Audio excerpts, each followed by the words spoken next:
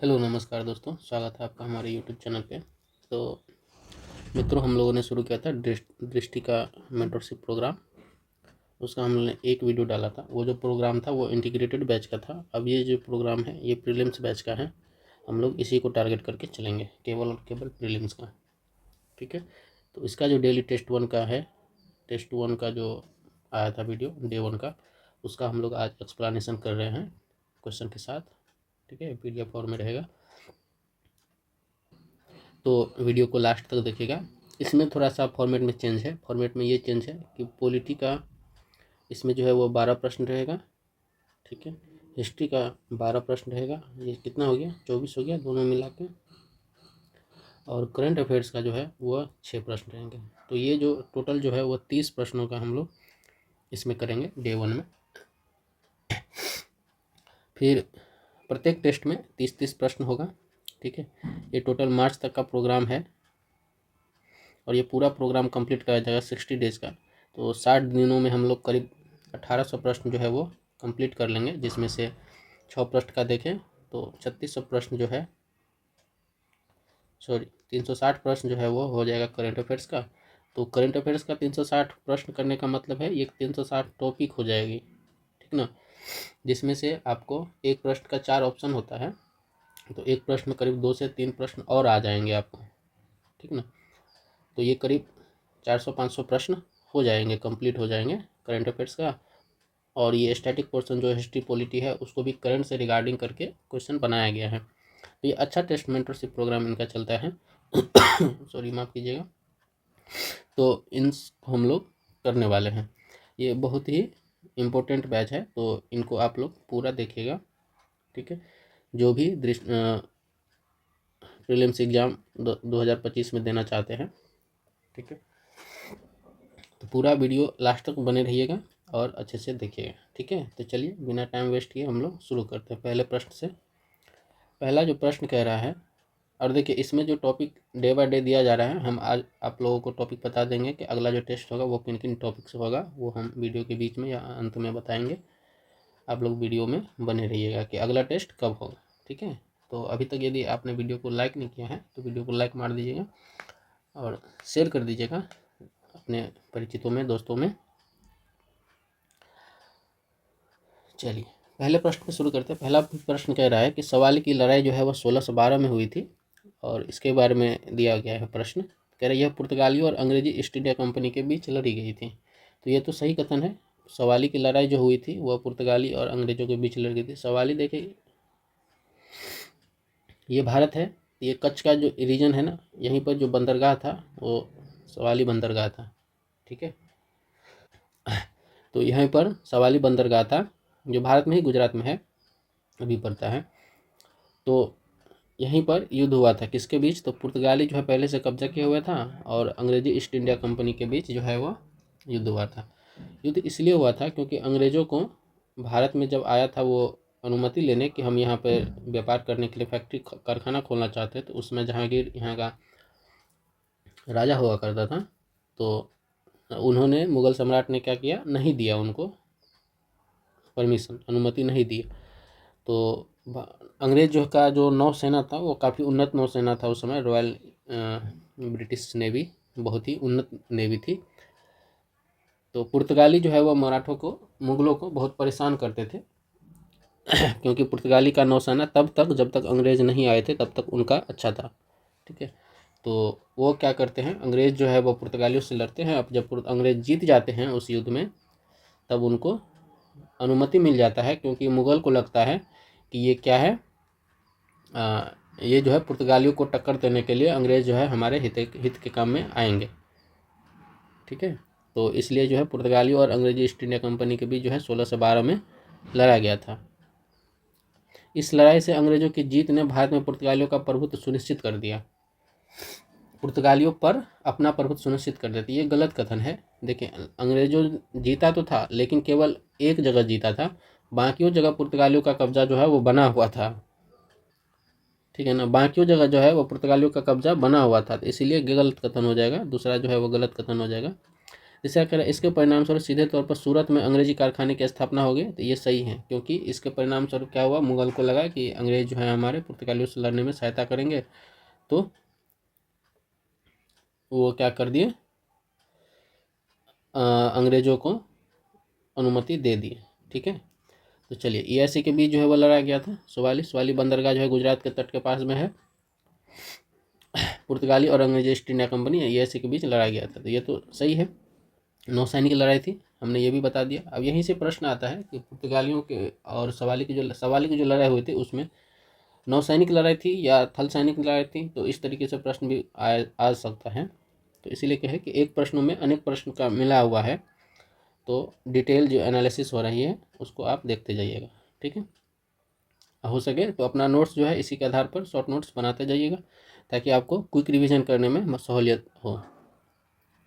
यह लड़ाई वास्तव में पुर्तगालियों के बीच लड़ी गई थी, जो भारत में स्थापित थे, और अंग्रेजी ईस्ट इंडिया कंपनी क्या करते थे, भारतीय जल क्षेत्र में प्रभुत्व को चुनौती देने का प्रयास किया था। ठीक है, वही चीज़ है, सवाली अंग्रेजों के जितने पुर्तगाली प्रभाव को कमज़ोर तक कर दिया था, लेकिन इतना नहीं किया था कमज़ोर कि पूरा का पूरा सत्ता आ जाए। ठीक है, गोवा जैसे प्रमुख बरकरार रखा था, अभी भी था उनके पास। डच और अंग्रेज जो है प्रतिस्पर्धा सहित जो कई कारणों से धीरे धीरे हो गया, पुर्तगालियों का पतन हो गया। सवाली की जीत ने जो है अंग्रेजी नौसैनिक शक्ति की ताकत साबित कर दी थी। ठीक है, इसमें मुगल अधिकारियों को लगा, तो उन्होंने क्या कर दिया, 1613 में जो है सूरत में उसको अंग्रेजी फैक्ट्री खोलने की स्थापना की अनुमति दे देता है। ठीक है, और वाणिज्यिक विस्तार जो है वहाँ से शुरू हो जाती है अंग्रेजों की। तो जल क्षेत्र में जो है नौसैनिक की आक्रामकता देख करके जो है लगा कि यही एक प्रतिद्वंदी है यूरोप का, जो यहाँ पर बाकियों को टक्कर दे सकता है। उस समय चूँकि पुर्तगाली थे, डच थे, तो उनको टक्कर दे सकता है। चलिए दूसरे प्रश्न पर चलते हैं। दूसरा कह रहा है कि भारत में एंग्लो फ्रांसीसी संघर्षों के संबंध में निम्नलिखित कथनों पर विचार कीजिए।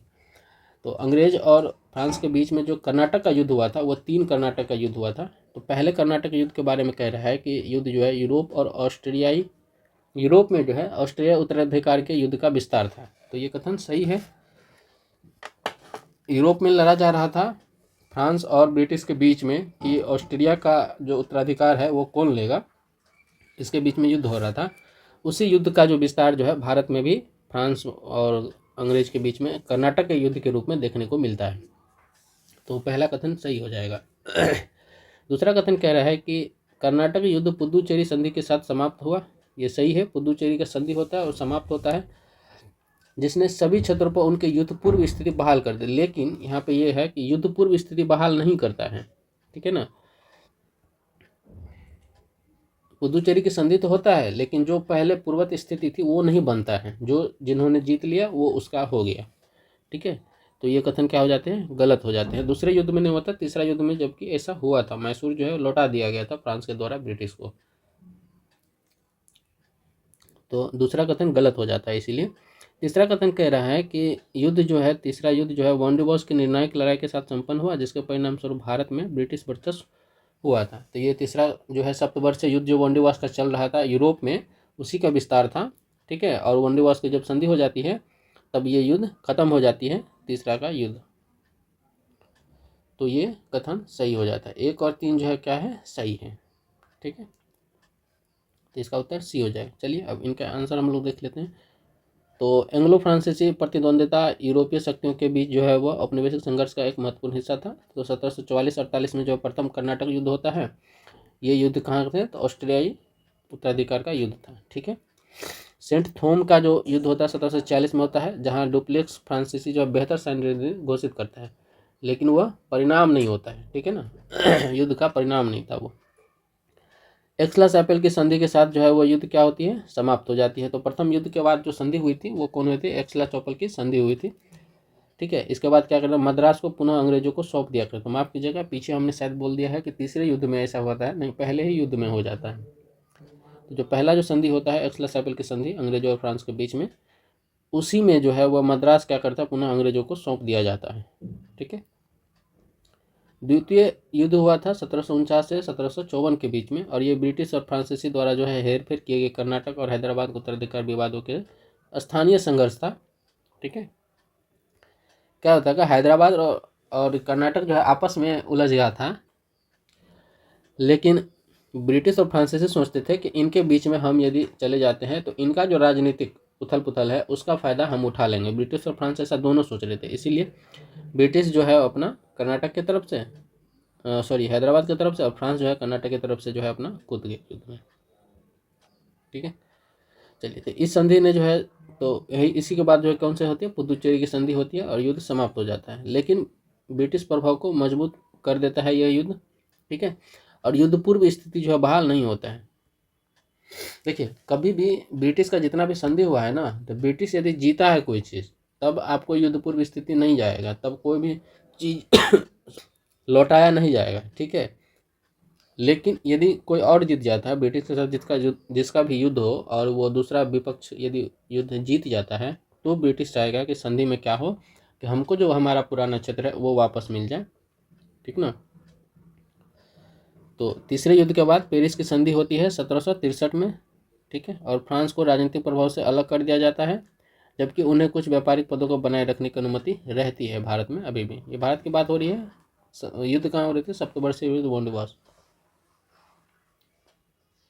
तीसरे प्रश्न की बात करते हैं। तीसरा में कह रहा है कि निम्नलिखित में से कौन तृतीय आंग्ल मराठा युद्ध 1817-1818 की एक प्रमुख विशेषता थी।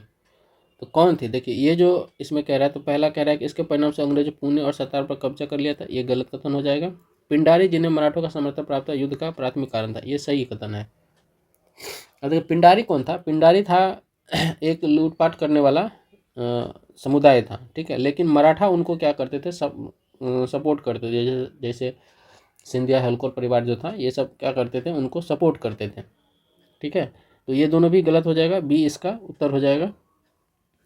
तो तीसरा जो आंग्ल मराठा युद्ध होता है वो मराठा संघ का अंतिम पतन को चिन्हित कर देता है, क्योंकि इसमें मराठा सारे के सारे मिलकर लड़ना चाहते हैं और पिंडारी भी साथ में होते हैं, लेकिन वो हार जाते हैं। ठीक है, तो पिंडारियों को अपने प्रशासन के लिए खतरा माना और उन्हें खत्म करने के लिए सैन्य अभियान शुरू कर देता है। सैन्य अभियान ने मराठों के साथ संबंधों को और भी तनावपूर्ण कर दिया। ठीक है, युद्ध के परिणाम स्वरूप क्या होता है, पेशवा, होलकर और भोंसले सहित जितने भी प्रमुख मराठा शक्ति थे सब के सब हार जाते हैं। और इस संघर्ष के बाद जो है मराठा राजनीति स्वतंत्रता का चिन्ह समाप्त हो जाता है। करीब करीब ये पता चल जाता है कि मराठा जो है अब नहीं उठने वाले हैं भारतीय राजनीति में। चौथे प्रश्न पे आते हैं। कह रहा है प्रथम आंग्ल अफगान युद्ध जो 1839-42 के बारे में दिया गया, कह रहा है यह युद्ध अफगानिस्तान में रूसी प्रभाव के ब्रिटिश भय के कारण शुरू हुआ था, जिसे ब्रिटिश भारत के लिए खतरा माना जा गया था। तो ये सही कथन है। ठीक है, ये चौथा जो है वो चौथा का पहला कथन जो है वो सही है। देखिए, अफगानिस्तान का जो लोकेशन था ना, इधर से आ रही थी रूस, और इधर से जो है वो यूरोप, ये बीच में है अफगानिस्तान। ठीक है, तो और इधर से भारत है ना। चलिए, भारत को थोड़ा सा अच्छा से बनाते हैं। तो उस समय तो भारत पूरा था ना, ऐसे इधर से भारत। तो यहाँ जो ये जो भारत है, ये जो अफगानिस्तान है, इसको बफर जोन के रूप में इस्तेमाल करना चाहते थे रूस जो है इसको बफर जोन की तरह इस्तेमाल करना चाह रहे थे। और रूस नहीं, अंग्रेज इसको बफर जोन की तरह इस्तेमाल करना चाह रहे थे कि रूस यदि अपना प्रसार करेगा तो हम यहाँ पर रोक लेंगे उसको अफगानिस्तान में, इसलिए उसको कब्रगाह भी बोला जाता है। ठीक है, तो रूस के ही भय के कारण जो है अफगानिस्तान को बफर के रूप में रखा गया था। ठीक है, तो पहला कथन सही हो जाता है। दूसरे कथन की बात करें तो कह रहा है गंडमक की संधि ने काबुल में एक अस्थायी ब्रिटिश निवासी की स्थापना करते हुए प्रथम आंग्ल अफगान युद्ध को समाप्त कर दिया। तो गंडमक की संधि ने काबुल में एक अस्थायी ब्रिटिश निवासी को प्रथम आंग्ल युद्ध को समाप्त कर देते, ये गलत कथन है। ठीक है, गलत कथन क्यों है, क्योंकि जो काबुल में करता तो है वो, लेकिन वो क्या होता है, जब ब्रिटिश लौटने लगता है तो सारे सेना को क्या करता है, खैबर जो है वो दर्रा था, खैबर दर्रा में जो घात लगाकर अफगान के लोग बैठे हुए थे, अफगान के लड़ाकू, और उनको सारे को ख़त्म कर दे। केवल एक जो है वह जिंदा जा पाता है वहाँ से। ठीक है, तो ये गलत कथन हो जाता है। दूसरा, युद्ध के परिणाम से ब्रिटिश सेना को विनाशकारी वापसी करनी पड़ी तथा काबुल से वापसी के दौरान उनकी लगभग पूरी सेना नष्ट हो गई। ठीक है, तो ये कथन सही है, इसका सी उत्तर हो जाएगा। अब जरा हम लोग देख लेते हैं इसका व्याख्या। प्रथम आंग्ल अफगान युद्ध कब हुआ था? 1839 से 42 के बीच में अंग्रेजों के लिए एक विनाशकारी संघर्ष था। यह मध्य एशिया में रूसी विस्तार के ब्रिटिश भय से शुरू हुआ था, जिसे उन्होंने भारत में अपने प्रभुत्व के लिए खतरे के रूप में देखा था, जो व्यापक, ठीक है, ग्रेट गेम का हिस्सा था। ब्रिटिश ने रूसी प्रभाव का मुकाबला करने के लिए अफगान सिंहासन पर एक ब्रिटिश समर्थक शासक शाह शुजा को क्या कर देता है? स्थापित कर देता है। उसके बाद ब्रिटिश जो है शुरू में काबुल पर कब्जा कर लेता है और शाह शुजा को कठपुतली शासक के रूप में स्थापित करके वहां से निकलने का कोशिश करता है। तो दोस्त जो होता है, हालांकि दोस्त मोहम्मद खान और स्थानीय जो जनजातीय नेता होता है, अफगानों ने जमकर उनका विरोध किया था।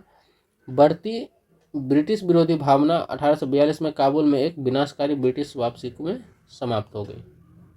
ठीक है, इसी वापसी के दौरान कितने, लगभग 16,000 सैनिकों को क्या कर देता है?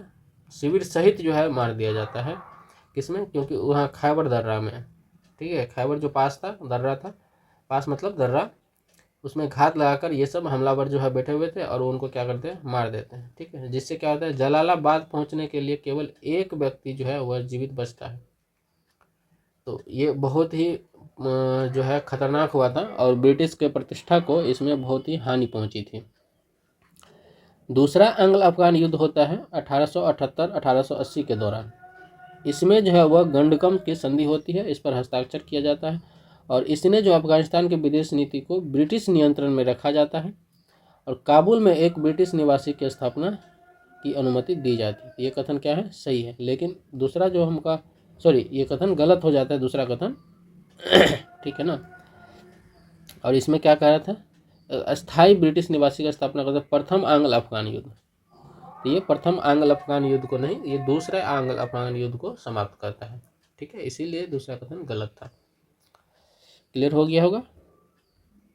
चलिए, कमेंट में आप लोग बताइए कि इसमें हम क्या सुधार कर सकते हैं। देखिए, ठीक है, वीडियो को शेयर जरूर करिएगा, सब्सक्राइब जरूर करिएगा चैनल को, और वीडियो को शेयर करते रहिएगा और प्लीज़ पूरा देखिएगा। हो सके तो आपको यदि कोई टॉपिक क्लियर है तो मेरा एक्सप्लेनेशन देखने का ज़रूरत नहीं है, आप उनको स्किप कर सकते हैं उस क्वेश्चन को,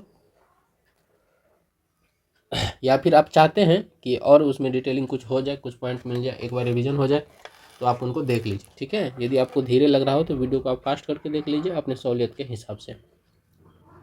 कुल मिला के ये है कि आपको लाभ होनी चाहिए वीडियो को देखने के बाद, ऐसा ना हो कि आपको नुकसान हो। ठीक, चलिए, चालाकी पूर्वक निष्क्रियता की नीति के बारे में निम्नलिखित कथनों पर विचार करना है। देखिए, ये एक नीति था, चालाकी पूर्वक निष्क्रियता। ठीक है, ये क्या नीति है जरा हम लोग देखते हैं। यह नीति इस सिद्धांत पर आधारित थी कि अफगानिस्तान को ब्रिटिश भारत और रूसी क्षेत्रों के बीच एक तटस्थ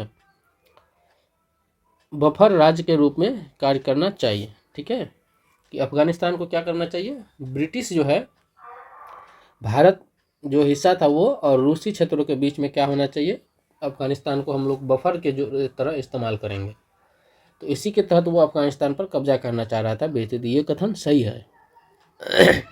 कह रहा है कि यह नीति लॉर्ड कैनिंग के कार्यकाल दौरान पेश की गई थी और द्वितीय एंग्लो अफगान युद्ध तक इसका सख्ती से पालन किया गया। तो यहाँ पर जो है ये कथन गलत हो जाती है।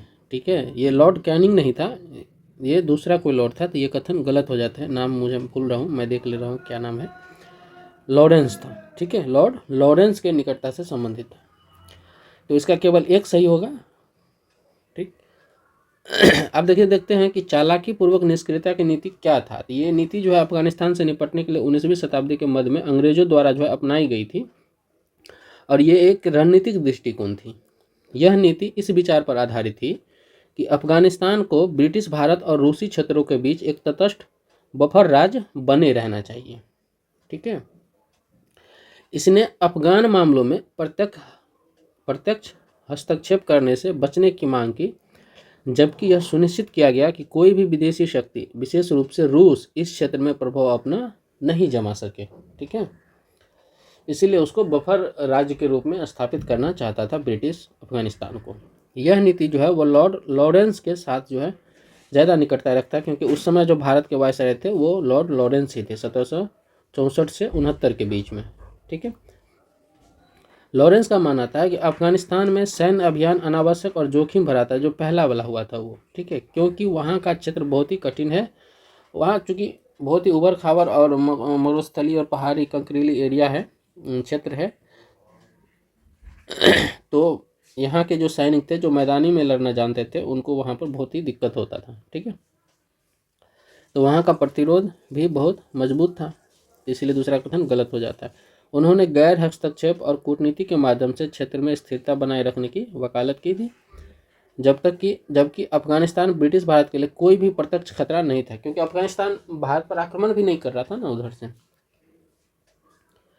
तो मध्य एशिया में बढ़ती रूसी प्रगति के कारण चालाकी पूर्वक निष्क्रियता की नीति को अंततः छोड़ दिया गया, जिससे अफगानिस्तान में ब्रिटिश हस्तक्षेप और दूसरा एंग्लो अफगान युद्ध हुआ था, ठीक है। चाहता तो ऐसा था, लेकिन रूसी प्रभाव चूंकि चल रहा था, तो इसीलिए उनको छोड़ दिया गया इस नीति को, और दूसरा अफगान युद्ध होता है और दूसरे में अंग्रेज जीतते हैं। छठा प्रश्न कह रहा है कि औपनिवेशिक शासन के दौरान उत्तर पश्चिम सीमा को सुरक्षित करने के लिए अंग्रेजों द्वारा निम्नलिखित में से कौन सा उपाय किया था? तो ग्रैंड ट्रंक रोड का निर्माण किया था? नहीं किया था, गलत है। लॉर्ड कर्जन के अधीन उत्तर पश्चिम सीमा प्रांत की स्थापना की गई थी, ये सही कथन है, ठीक है। रिपन की कार्यकाल ये नहीं होगा। तो उत्तर पश्चिम सीमा प्रांत, ठीक है, नॉर्थ वेस्ट फ्रंटियर प्रोविंसेस की स्थापना 1901 में लॉर्ड कर्जन के द्वारा अफगानिस्तान की सीमा से लगे रणनीतिक रूप से महत्वपूर्ण और अस्थिर सीमांत क्षेत्र पर ब्रिटिश नियंत्रण को मजबूत करने के लिए की गई थी, ठीक। यह क्षेत्र जो है लंबे समय से मध्य एशिया में रूसी विस्तार के विरुद्ध जो है ग्रेट गेम में इसके महत्व के कारण ब्रिटिश नीति का केंद्र बिंदु बना हुआ था, ठीक है। तो इसका जो उद्देश्य था वह प्रत्यक्ष शासन और स्थानीय जनजातियों की स्वायत्ता के बीच जो है वह संतुलन बनाना चाहता था, ताकि जनजातीय क्षेत्रों को अधिक प्रभावी प्रशासनिक नियंत्रण में ला सके। इसने संभावित आक्रमणों के विरुद्ध जो है एक बफर प्रदान किया था, ठीक है। यह उपाय साम्राज्य की सीमा की रक्षा करने के लिए वो क्या करते थे, द्वार के रूप में उसका इस्तेमाल करते थे, प्रयोग करते थे। स्वतंत्र आदिवासी समुदायों द्वारा उत्पन्न चुनौतियों का प्रबंध करने के लिए ब्रिटिश रणनीति का ये एक हिस्सा था, ठीक है। तो किसके, लॉर्ड कैनिंग के समय में हुआ था, सॉरी कर्जन के द्वारा जो है किया गया था, ठीक है, लॉर्ड कर्जन के द्वारा किया गया था। तो 6 का बी उत्तर हो जाएगा। 7 का देख लेते हैं। 7 में इसमें पारिभाषिक है मिलान करने के लिए। तो कह रहा है कि भारत कि वाणिज्यवाद भारत से कच्चा माल और बुलियन का निष्कर्षण करने पर ध्यान केंद्रित किया गया, उसको वाणिज्यवाद कहते हैं, ये सही है। मुक्त व्यापार करा एकाधिकार का उन्मूलन और अहस्तक्षेप नीतियों का बढ़ावा देना, तो ये भी सही है, पहला सही है, दूसरा सही है, दूसरा। वित्तीय प्रसार किसको कहते हैं? तो वित्तीय प्रसार कह रहा है कि लाभ सुरक्षित करने और वित्त पर नियंत्रण के लिए बुनियादी ढांचे में निवेश करता है, तो ये सही है, ठीक है। तो तीनों ही कथन इसमें क्या है, सही है। चल एक्सप्लेनेशन देख लेते हैं हम।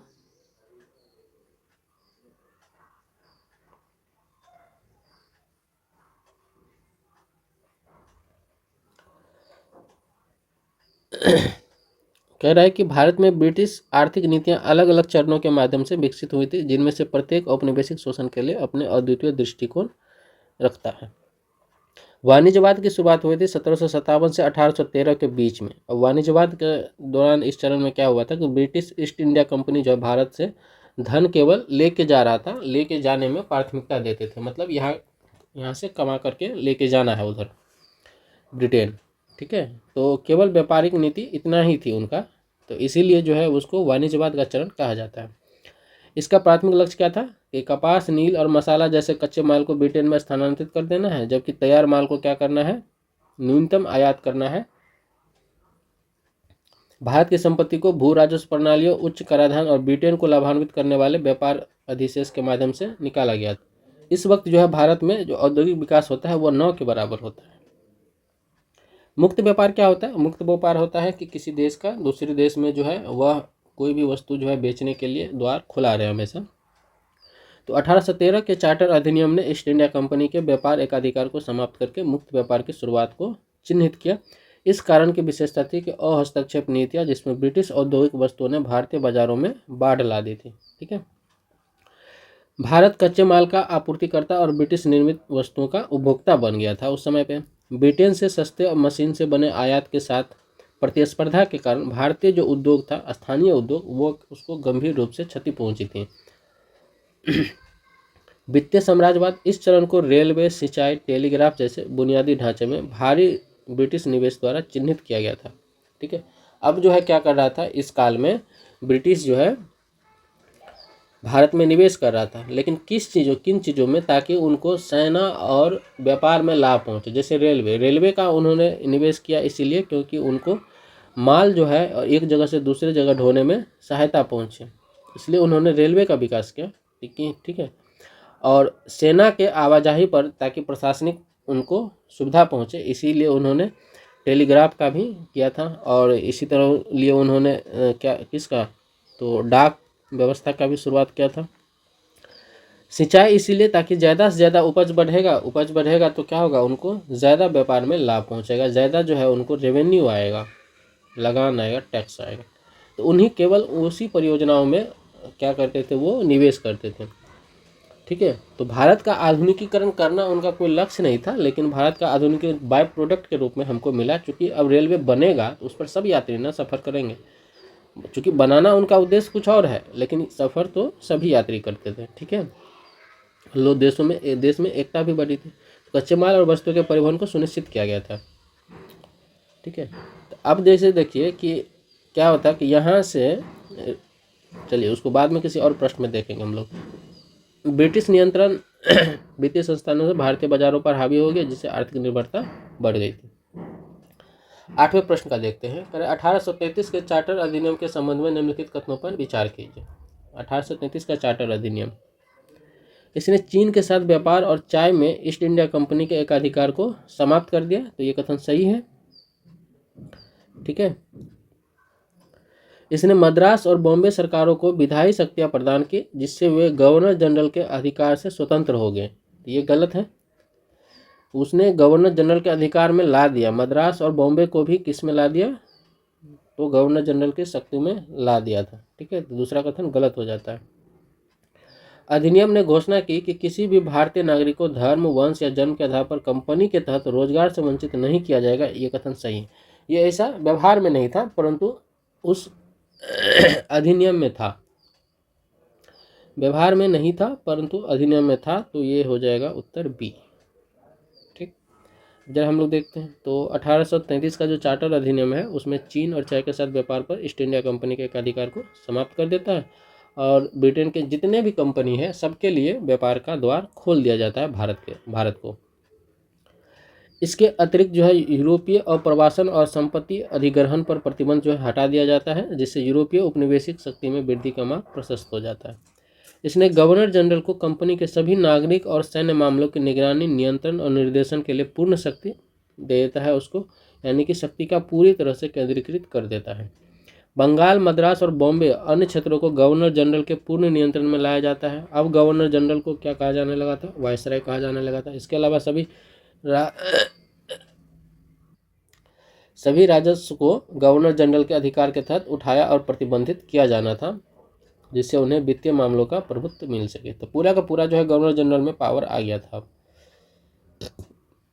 मद्रास और बॉम्बे की सरकारों को विधायी शक्तियां छीन ली गई थी। केवल गवर्नर जनरल के विचार के लिए कानूनों का प्रस्ताव करने की क्षमता बरकरार रखी गई थी। ठीक है, तो कानून बनाने की दक्षता जो है बढ़ाने के लिए पेशेवर कानून सलाहकार जो है गवर्नर जनरल की परिषद में एक जो है विधिक सदस्य को लाया गया था कि कानूनी सलाह देगा गवर्नर जनरल को। अधिनियम ने यह भी घोषणा की किसी भी भारतीय नागरिक को धर्म, जन्म, नस्ल, वंश के आधार पर जो है रोजगार से वंचित नहीं किया जाएगा। हालांकि व्यवहार में यह सिद्धांत का पालन नहीं होता था। ठीक है, तो ये जो है बाद में भारतीय स्वतंत्रता आंदोलन में जो है राजनीति का कारण भी बना कि आपने अधिनियम में तो कहा है कि हम देंगे, परंतु व्यवहार में नहीं दिखता है, तो ये भी आंदोलन का कारण भी था। 9वें प्रश्न आते हैं। बक्सर की लड़ाई के बाद बंगाल में शुरू की गई द्वैध सरकार प्रणाली के संदर्भ में निम्नलिखित कथनों पर विचार कीजिए। तो कंपनी ने बंगाल के सूबेदार से दीवानी कार्यों और मुगल सम्राट से निजामत कार्यों का अधिग्रहण कर लिया। तो अब इसमें देखना यह है, देखिए कह रहे कंपनी ने बंगाल के सूबेदार से दीवानी कार्य मतलब रेवेन्यू किसके पास था, तो सूबेदार के पास नहीं था, रेवेन्यू था मुगल सम्राट के पास में। ठीक है, सूबेदार के पास क्या था, फैसला करना। ठीक है, दंड देना। तो ये मुगल सम्राट के पास से निजामत ले लेते थे, तो यहीं पर ये गलत हो जाता है, तो ये कथन गलत उल्टा हो जा रहा है। ठीक है, नवाब शांति व्यवस्था बनाए रखने के लिए जिम्मेदार था, तो ये कथन सही है। कंपनी जो है वो बक्सर की लड़ाई के बाद इलाहाबाद की संधि होती है, और इलाहाबाद की संधि में पूरा का पूरा ले लेता है अधिकार। ठीक है, कंपनी के पास आ जाती है।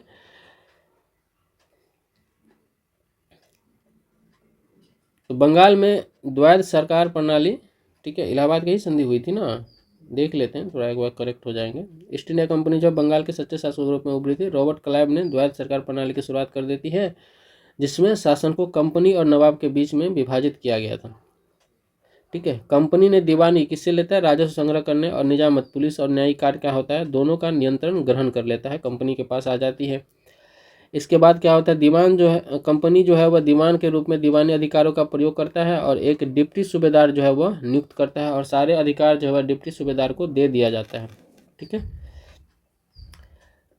दीवान के कार्य जो है मुगल सम्राट द्वारा प्रदान किए गए थे, तो वहीं पर गलत है, उसमें लिखा हुआ था सूबेदार के द्वारा, तो मुगल सम्राट के द्वारा दीवानी कार्य जो है वह लिए गए थे, और निजामत का कार्य जो है बंगाल के सूबेदार से प्राप्त किए गए थे।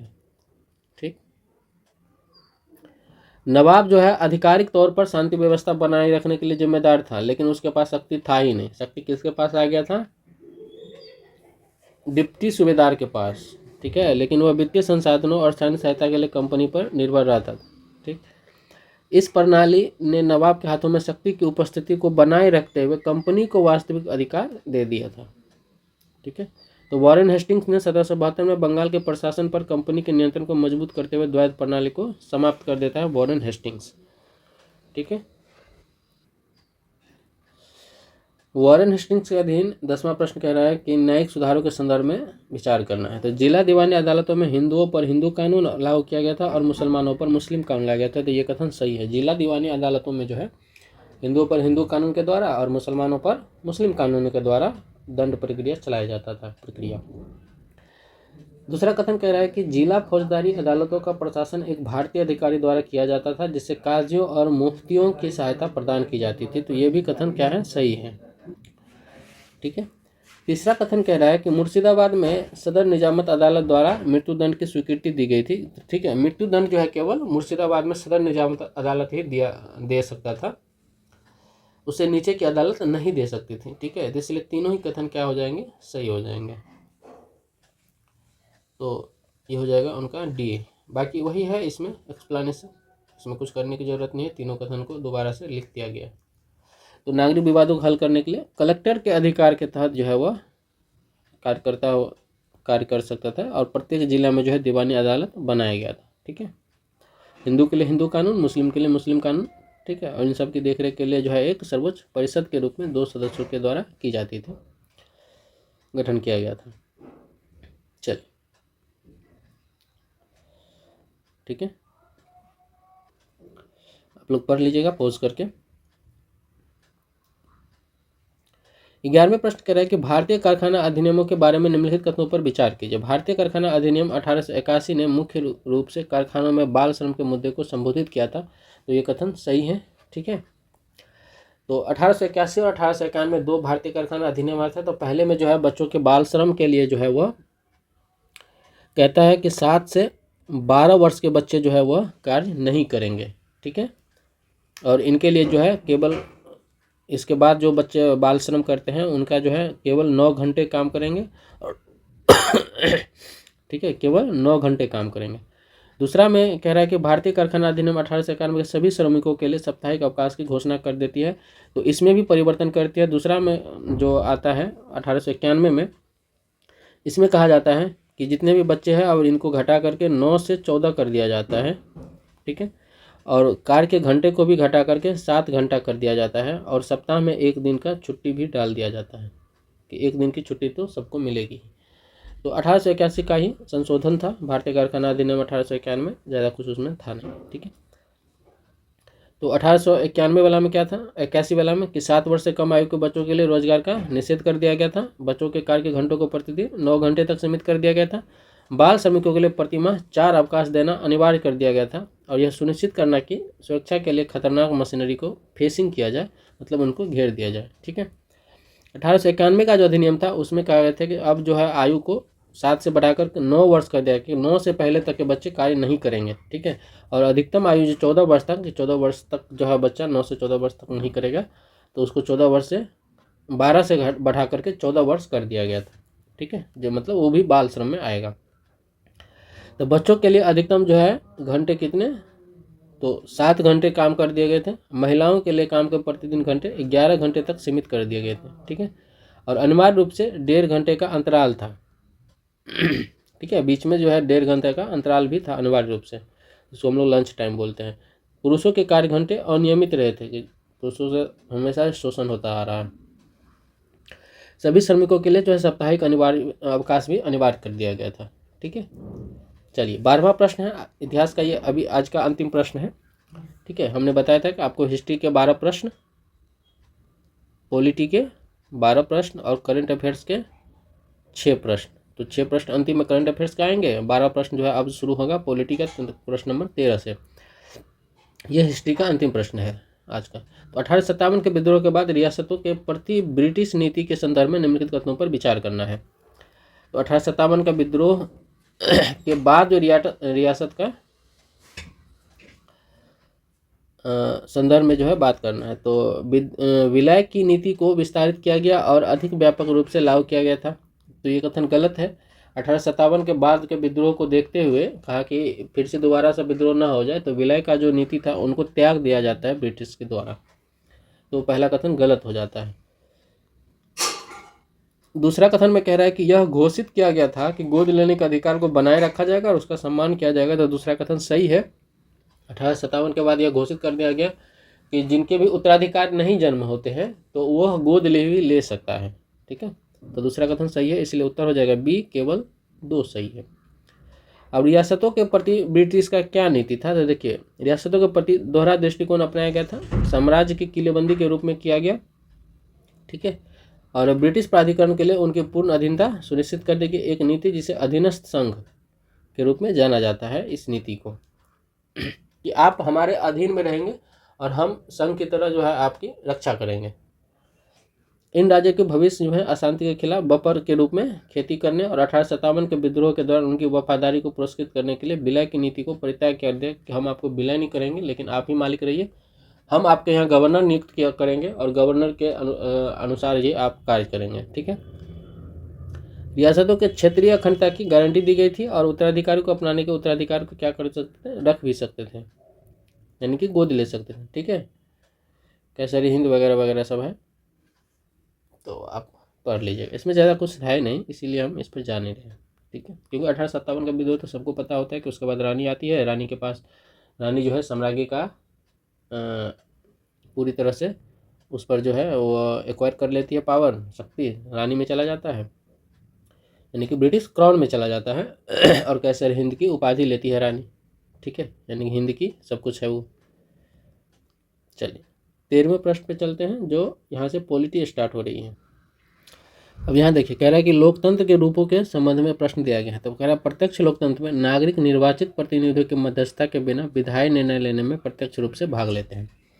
तो लोकतंत्र हम लोग जानते हैं, लगभग यदि हम लोग प्रत्यक्ष और अप्रत्यक्ष की दृष्टि से देखें तो 2 तरह के लोकतंत्र होते हैं। एक तो प्रत्यक्ष लोकतंत्र हो गया और एक होता है अप्रत्यक्ष लोकतंत्र,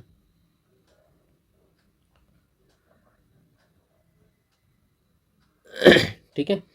तो प्रत्यक्ष लोकतंत्र और अप्रत्यक्ष लोकतंत्र। प्रत्यक्ष लोकतंत्र में क्या होता है, तो प्रत्यक्ष लोकतंत्र में जितने भी निर्णय होते हैं उनमें नागरिक डायरेक्ट इन्वॉल्व होते हैं, चुनाव डायरेक्ट करते हैं, ठीक है, यानी कि सीधी तौर पर नागरिक का उसमें भागीदारी होता है। लेकिन सभी मामले में नहीं, सभी मामले में प्रत्यक्ष लोकतंत्र में ऐसा नहीं हो सकता है, ठीक है। अप्रत्यक्ष लोकतंत्र को हम लोग प्रतिनिधि लोकतंत्र कहते हैं, अप्रत्यक्ष को ही हम लोग क्या कहते हैं, प्रतिनिधि लोकतंत्र भी कहते हैं। क्योंकि अप्रत्यक्ष में जनता क्या करती है, नागरिक क्या करते हैं, अपना प्रतिनिधि चुनती है और प्रतिनिधि जो है उनके लिए फैसला लेता है। जनता प्रतिनिधि चुनती है और प्रतिनिधि फैसला लेती है। तो अप्रत्यक्ष लोकतंत्र में पहला जो कथन कह रहा है हमारा कि प्रत्यक्ष लोकतंत्र में नागरिक निर्वाचित प्रतिनिधियों की मध्यस्थता के बिना, है ना, विधायी निर्णय लेने में प्रत्यक्ष रूप से भाग लेते हैं, ठीक है। तो ये कथन सही है।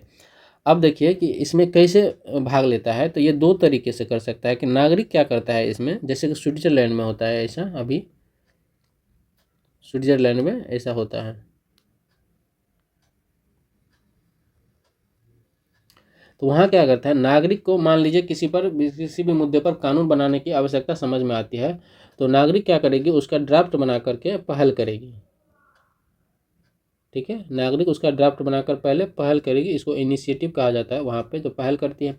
और पहल करने के बाद नागरिक क्या करती है, उस पर जनमत संग्रह करवाती है, रेफरेंडम करवाती है कि कितने लोग इससे सहमत ही है, वो अपने नागरिकों को देखती है, तो जनमत कराती है। ठीक है, तो कोई भी कानून यदि बनाना है तो उसको इस तरह से तो कानून बना सकता है अगर जनमत संग्रह जो है बहुमत में हो जाता है, यानी कि अधिकतर जनमत जो है चाहता है कि यही सा ही हो, तो क्या कर दिया जाए, तो इसको जो है प्रतिनिधि को ये चीज़ उसके अपना जो विधानमंडल होता है उसमें उठाना अनिवार्य हो जाता है। उसके जो संसद या जहाँ भी उनका विधायी बनता है, विधायी कार्य होता है, उसमें उसको ले जाना अनिवार्य हो जाता है कि वो उस मुद्दे पर कानून अब वो बनाएगा ही बनाएगा। ठीक है, तो ये प्रत्यक्ष लोकतंत्र में होता है। प्रतिनिधि लोकतंत्र का आदेश है कि सभी निर्णय जनमत संग्रह के माध्यम से अनुमोदन के अधीन है, तो ये गलत है। प्रतिनिधि लोकतंत्र में ऐसा नहीं होता है। ठीक है, तो दूसरा कथन गलत हो जाएगा। प्रतिनिधि लोकतंत्र में क्या होता है कि हम अपना प्रतिनिधि चुनते हैं और प्रतिनिधि जो है हमारे लिए फैसला करती है, हम डायरेक्ट फैसला नहीं करते हैं। ठीक है, उसमें जनमत संग्रह नहीं कराया जाता है।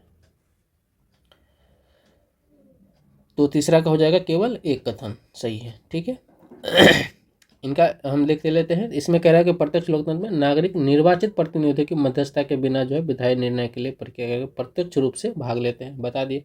इसमें कानूनों को क्या करते हैं, कानून को बना करके या फिर जनमत संग्रह कर और पहल पर मतदान जैसी जो है विधियों में होता है। ठीक है, जैसे कि प्राचीन एथेंस में होता था और अभी जो है वह स्विट्जरलैंड में होता है, ऐसा ही व्यवस्था। ठीक है, जहाँ जो है जनमत संग्रह और पहल के माध्यम से निर्णय लिए जाते हैं। प्रतिनिधि लोकतंत्र जो है ऐसी प्रणाली है जहाँ नागरिक प्रतिनिधियों का चुनाव करते हैं। ठीक है, जो तब निर्णय लेते हैं और उनकी, ठीक है, कि हम प्रतिनिधि चुनेंगे और प्रतिनिधि हमारे लिए निर्णय लेगा और हमारी ओर से जो है वो क्या करेंगे, कानून बनाएंगे। ठीक है, अनिवार्य नहीं है कि हर मुद्दे पर जो है सभी निर्णय पर जो है जनमत संग्रह कराया जाए, कभी कभी कराया भी जाता है। ठीक है, तो जनमत संग्रह बड़े जनसंख्या वाले देशों में तो बिल्कुल भी नहीं होते हैं। ठीक है, उनके स्थान पर क्या होता है, जनमत संग्रह के स्थान पर क्या होता है, जैसे संसद है या हमारे यहाँ जो विधानमंडल है, जो भी केंद्र में संसद है और राज्य में जो विधानसभा है, उसमें क्या किया जाता है, विचार विमर्श किया जाता है और तब कानून बनाए जाते हैं, निर्णय लिए जाते हैं। ठीक है, जनमत संग्रह कहाँ हो गया, आमतौर पर केवल विशिष्ट मुद्दों का उपयोग किया जाता है। प्रतिनिधि लोकतंत्रों के मानक या अनिवार्य विशेषता ये नहीं है। प्रतिनिधि लोकतंत्र में संभव ही नहीं है ना कि भारत जैसे विशाल देश में किस तरह से जनमत संग्रह कराया जाएगा।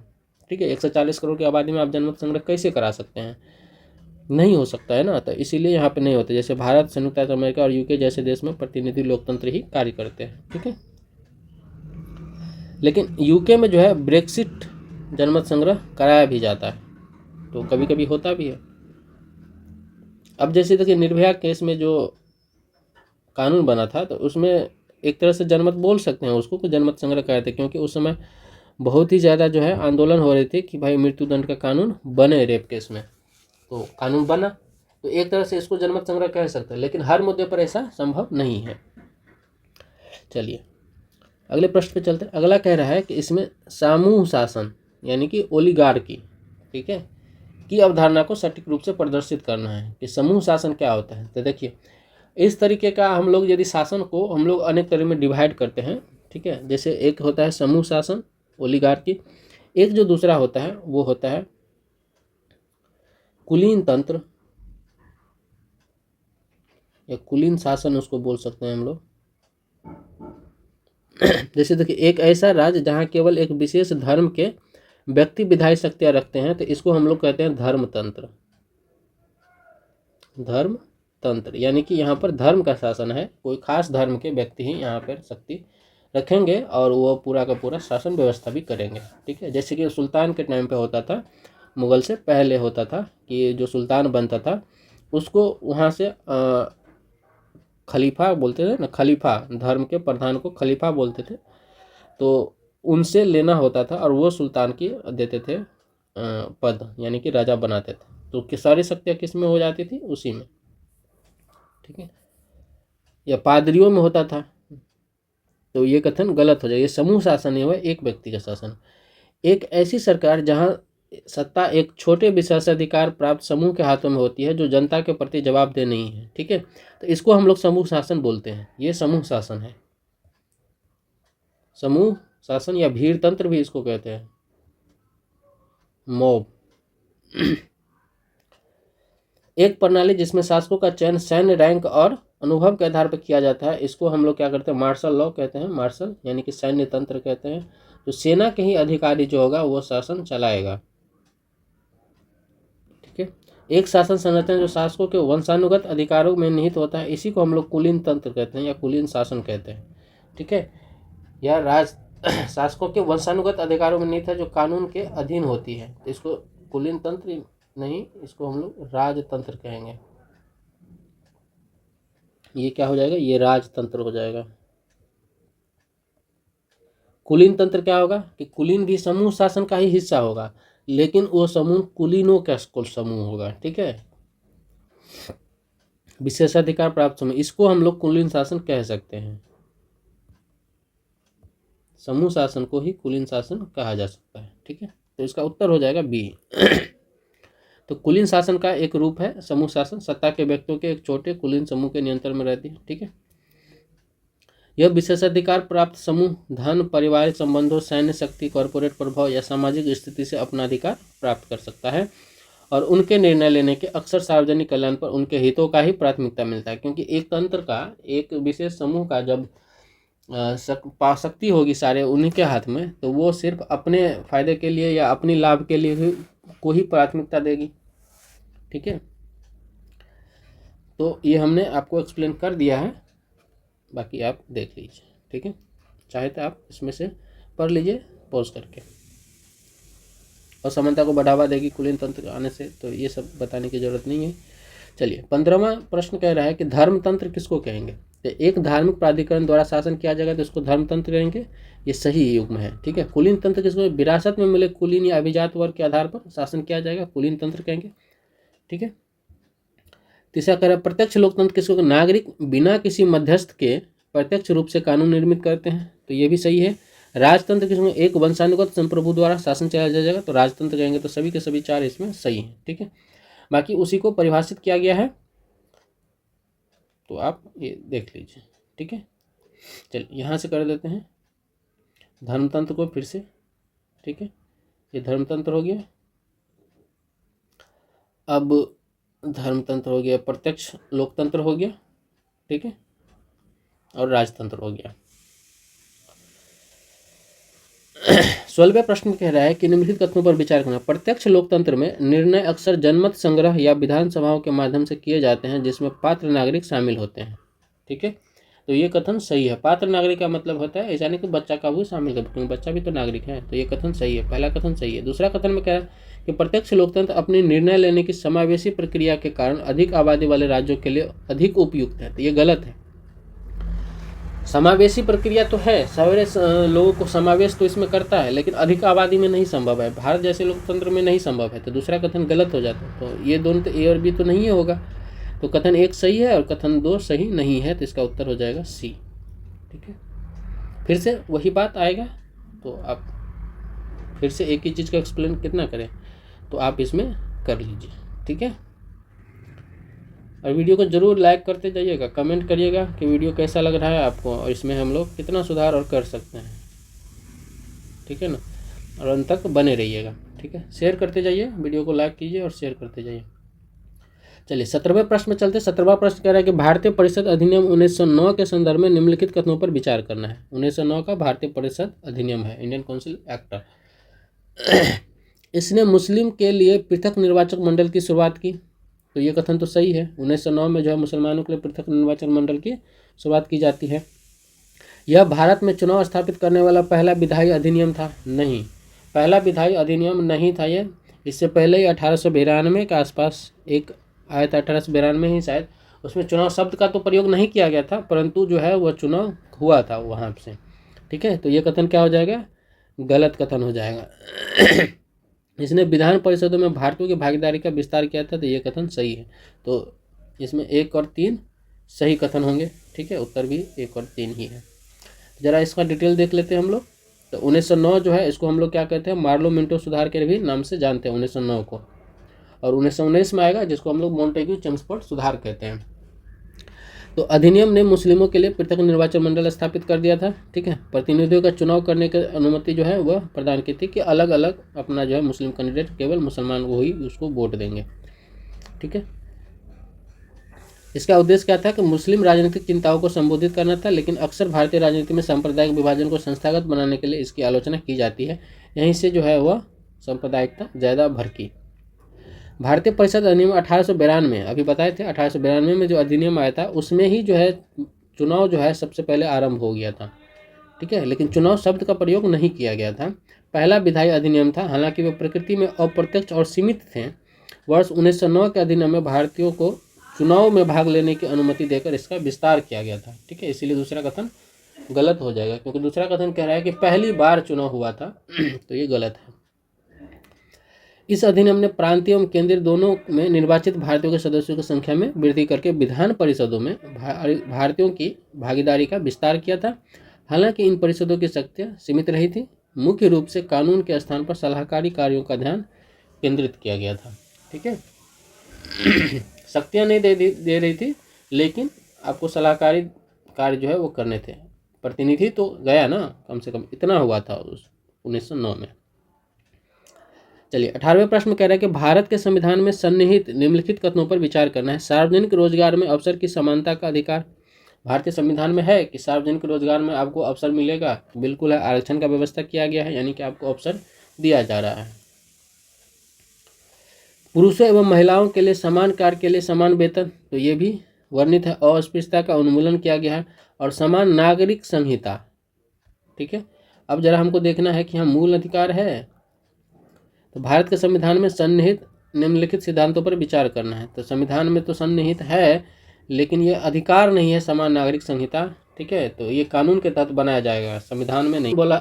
संविधान बोला गया है संविधान में कि आपको कानून बनाने होंगे, तो 1, 2 और 3 ही क्या होंगे, सही होंगे। ठीक है, तो बाकी जो है वो मूल अधिकार से है, और जो 1, 2, 3 मूल अधिकार से है, और ये DPSP से है, भाग 4 का हिस्सा है, जो समान क्या बोलते हैं, समान नागरिक संहिता, UCC।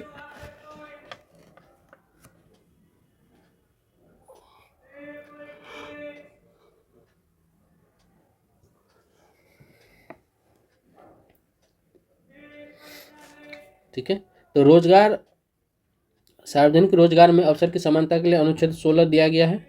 यह प्रावधान करता है अनुच्छेद 16 कि सभी नागरिकों के लिए सार्वजनिक रोजगार में अवसर की समानता की गारंटी देता है। धर्म, जाति, लिंग या जन्म के स्थान पर के आधार पर भेदभाव नहीं किया जाएगा। ठीक है, यह प्रत्यक्ष रूप से समानता के संवैधानिक दर्शन को दर्शाता है। पुरुषों और महिलाओं के लिए वेतन, तो DPSP में जो अनुच्छेद 39 का D है उसमें निहित है कि जो राज्य के नीति निर्देशक सिद्धांतों का हिस्सा है, यह सुनिश्चित करता है कि लैंगिक मजदूरी असमानता का कारण नहीं बनता है। ठीक है, सामाजिक एवं आर्थिक समानता को बढ़ावा देता है। हालांकि यह परिवर्तनीय नहीं है, DPSP परिवर्तनीय नहीं है। परिवर्तनीय नहीं है का मतलब क्या होता है, परिवर्तनीय नहीं है का मतलब होता है कि आप इसको सुप्रीम कोर्ट या किसी भी न्यायालय से के द्वारा जो है वह इन्फोर्सिबल नहीं बना सकते हैं, कि सरकार को आप बाध्य नहीं कर सकते हैं कि ये हमें मिलना ही चाहिए। जैसे कि मौलिक अधिकार है, तो फंडामेंटल राइट आप किसी भी अदालत में, हाई कोर्ट या सर्वोच्च न्यायालय जो है सुप्रीम कोर्ट में जा करके आप ये दायर कर सकते हैं कि हमें हमारी सरकार के द्वारा ये फंडामेंटल राइट नहीं दी जा रही है सामान्य परिस्थितियों में। ठीक है, तो आपको अदालत के द्वारा जो है वो अधिकार दिलाया जा सकता है, यानी कि सरकार को इन्फोर्स किया जा सकता है। ठीक है, लेकिन DPSP के मामले में ऐसा नहीं है। DPSP में जितने भी अनुबंध किए गए हैं उनके मामले में आप ऐसा नहीं कर सकते हैं। वो राज्य की इच्छा पर निर्भर करता है कि राज्य चाहेगा तो आपको देगा, नहीं तो जो फंडामेंटल राइट आपको मिले हुए हैं उसी से आपको काम चलाइए। ठीक है, चलिए अस्पृश्यता का उन्मूलन अनुच्छेद 17 में दिया गया है। यह प्रावधान करता है कि अस्पृश्यता को स्पष्ट रूप से प्रतिबंधित करता है, ठीक है, सामाजिक समानता सुनिश्चित करता है और जाति आधारित भेदभाव को दूर करता है। तो अनुच्छेद 17 जो है अस्पृश्यता का उन्मूलन करता है। समान नागरिक संहिता अनुच्छेद 44 में दिया गया, यह भी डीपीएसपी का भाग है, लेकिन समान नागरिक संहिता यूसीसी का उद्देश्य व्यक्तिगत कानूनों की एक रूपता है। मतलब कि जितने भी, जैसे कि हिंदू मैरिज एक्ट है, हिंदू लॉ है, हिंदू का कानून है, इसके बाद मुस्लिम पर्सनल लॉ है, तो इन सब को एकता करना है। ईसाई का लॉ है, तो इन सब को एकता करना, एक रूप करना है, कि समान करना है। ऐसा नहीं कि मुस्लिम पर्सनल लॉ अपने कुछ अधिकार मांगेंगे, हिंदू पर्सनल लॉ कुछ अधिकार मांगेंगे, ठीक है, ईसाई, पारसी, तो इनको एक रूप करना ही क्या है, समान नागरिक संहिता है। तो ये कथन क्या हो जाएंगे ठीक है, कानून के माध्यम से किया जा सकता है, तो व्यापक सिद्धांत के रूप में समानता के सीधे संबंधित है, ठीक है, एक रूपता है, न कि व्यापक के मामले में जो समानता के संबंधित है, ठीक है। इसका केंद्र क्या है, धर्मनिरपेक्षता और कानूनी एक रूपता पर अधिक है, ठीक है। चलिए नेक्स्ट प्रश्न में चलते हैं। 19वां प्रश्न क्या कर रहा है, 19वां प्रश्न क्या रहा है, इसमें कथन और कारण वाला है। तो कह रहा भारतीय संविधान में स्वतंत्रता का दर्शन अभिव्यक्ति एवं संघ बनाने की स्वतंत्रता की गारंटी प्रदान करता है। तो यह कथन सही है। आप स्वतंत्र है कि आप जो है अपना संघ बना सकते हैं और आप जो है कुछ भी बोल सकते हैं, ठीक है, गारंटी प्रदान करता है। कुछ भी बोलने का मतलब ये एब्सोल्यूट पावर नहीं है आपको कि आप कुछ भी बोल दीजिएगा, ठीक है, संविधान के दायरे में रह के आपको बोलना होगा। कथन 2 कह रहा है कि स्वतंत्रता धर्मनिरपेक्ष है, स्वतंत्रता निरपेक्ष है, यानी कि एब्सोल्यूट है, और भारत में किसी भी परिस्थिति में इसे कम नहीं किया जा सकता। ये गलत है, भारत में इसको कम किया जा सकता है। आपकी स्वतंत्रता से किसी और की स्वतंत्रता यदि हानि होती है तो आपकी स्वतंत्रता पर प्रतिबंध लगाया जा सकता है, ठीक है। तो ये निरपेक्ष नहीं है, ये एब्सोल्यूट पावर नहीं दी गई। तो कथन एक सही है और दूसरा कथन गलत है, तो इसका उत्तर हो जाएगा सी, ठीक है। तो भारतीय संविधान जो है मौलिक अधिकार देता है, किसमें है, तो भाग 3 में है। मौलिक अधिकार भाग 3 में अनुच्छेद कहाँ से लेकर 12 से लेकर के 35 तक, अनुच्छेद 12 से लेकर के 35 तक है, ठीक है। इसमें जो है अनुच्छेद 22 जो है आपको स्वतंत्रता का अधिकार देता है। जो अनुच्छेद 19 है आपको स्वतंत्रता का अधिकार देता है, और अनुच्छेद 22 जो है स्पष्ट रूप से स्वतंत्रता का अधिकार प्रदान कर, अनुच्छेद 19 से 22 तक, ठीक है, जिसमें भाषण और व्यक्ति की स्वतंत्रता का अधिकार भी सम्मिलित है। इसी के तहत जो आर्टिकल 90 के तहत जो है आप क्या कर सकते हैं, अभिव्यक्ति की स्वतंत्रता आपको मिलता है, और इसी के तहत आप जो है वह क्या कर सकते हैं, संगठन बना सकते हैं, ठीक है, ये अधिकार नहीं दिया गया है। तो भारतीय संविधान द्वारा गारंटी की स्वतंत्रता पूर्ण नहीं है। पूर्ण नहीं है का मतलब ये एब्सोल्यूट नहीं है। आर्टिकल 19 के तहत मूल अधिकार संप्रभुता, सार्वजनिक व्यवस्था, नैतिकता और अन्य चिंताओं के हित में लगाए गए उचित प्रतिबंध है ये, ठीक है। जैसे आपकी अभिव्यक्ति की स्वतंत्रता तब तक है जब तक आप किसी और की मानहानि या हिंसा के लिए नहीं करते हैं, ठीक है। संघ बनाने का अधिकार आपको दिया जाता है, लेकिन गैर कानूनी संघ नहीं बना सकते, आप टेररिस्ट ऑर्गेनाइजेशन नहीं बना सकते हैं, ठीक है ना। सर्वोच्च न्यायालय ने लगातार इस सिद्धांत को बरकरार रखा है कि स्वतंत्रता सामाजिक हितों के साथ संतुलित है, यह सुनिश्चित करते हुए कि व्यक्तिगत स्वतंत्रता सामूहिक कल्याण को नुकसान नहीं पहुंचाती है, ठीक है। चलिए 20वें प्रश्न पे चलते हैं। इसमें कह रहा है भारत शासन अधिनियम 1935 के निम्नलिखित उपबंधों पर विचार करना है। एक संघीय न्यायालय की स्थापना। तो भारत शासन अधिनियम 1935 में ये व्यवस्था की गई थी कि भारत को में एक संघीय न्यायालय होगा, ठीक है, जो कलकत्ता हाईकोर्ट था उसको खत्म करके एक जो है संघीय न्यायालय की स्थापना की गई थी, ठीक है। प्रांतीय स्तर पर द्वैध शासन का परिचय, ठीक है, कह रहे हैं कि प्रांतीय स्तर पर द्वैध शासन नहीं, प्रांतीय स्तर पर द्वैध शासन नहीं, ये संघीय स्तर पर द्वैध शासन का परिचय क्या था कि संघ और प्रांत दोनों में क्या होंगे, सरकार होंगे। तो संघीय स्तर पर द्वैध शासन था ये। बर्मा को ब्रिटिश भारत से पृथक करना है, तो ये 3 जो है वह सही है। तो भारत सरकार अधिनियम 1935 जो है औपनिवेशिक भारत में ब्रिटिश द्वारा किया गया सबसे व्यापक और विधायी सुधार था, ठीक है। इसका प्रमुख प्रावधान क्या क्या था, तो अभी भी संविधान में है इसके बहुत सारे प्रावधान। तो प्रांतों और केंद्र के बीच जो है विवादों को हल करने के लिए, संविधान की व्याख्या करने के लिए 1937 में एक संघीय न्यायालय की स्थापना की गई थी, ठीक है, जो अभी भी है संविधान में, कि राज्य और केंद्र के बीच में यदि कोई विवाद होता है तो उसको सुप्रीम कोर्ट में लाया जाएगा। प्रांतीय स्तर पर द्वैध शासन की शुरुआत पहले ही हो गई थी, किसमें, तो 1919 के ही द्वारा हो गई थी। ठीक है, तो 1935 के द्वारा क्या हुआ, तो प्रांतीय स्तर पर द्वैध शासन को समाप्त कर दिया गया था और इसके स्थान पर जो है प्रांतीय स्वायत्तता प्रदान की गई थी कि आप जो है अपना मंत्री निर्वाचित कर सकते हैं वगैरह वगैरह सब बना सकते हैं। ठीक है, जैसे पुलिस राजस्व को छोड़ करके बनाया था क्योंकि ये गवर्नर के अंदर में आता था, प्रदान की गई थी। इस अधिनियम ने 1 अप्रैल 1937 को बर्मा को ब्रिटिश भारत से पृथक कर दिया। इसे एक अलग उपनिवेश के रूप में स्थापित किया गया था ब्रिटिशों के द्वारा। ठीक है, जो अभी भी म्यांमार नाम है उसका, बर्मा का। भारतीय संविधान के अंगीकरण के संबंध में निम्नलिखित कथनों पर विचार कीजिए। संविधान को 26 नवंबर 1949 को अपनाया गया और 26 जनवरी 1950 को पूर्ण स्वराज संकल्प के सम्मान करने के लिए अंगीकार करने की तिथि के रूप में चुना गया। तो ये सही है। ठीक है, 26 नवंबर 1949 को ही अपना लिया गया था संविधान को, लेकिन जो लागू किया गया, जिसको अंगीकार करना कहते हैं, वो कब किया गया, तो 26 जनवरी 1950 को किया गया।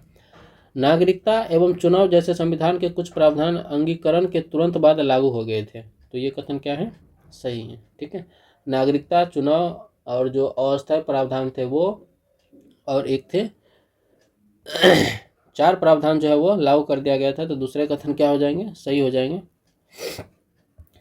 तीसरा कथन क्या कह रहा है, 1 मिनट,